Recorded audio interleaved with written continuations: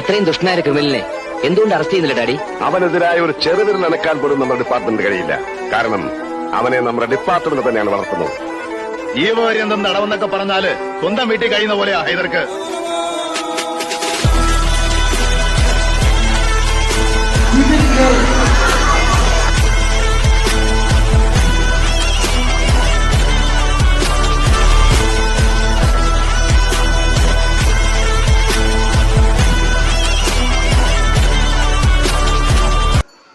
ദൗത്യം വിജയകരമായി പൂർത്തിയാക്കിയാൽ then you are a free man.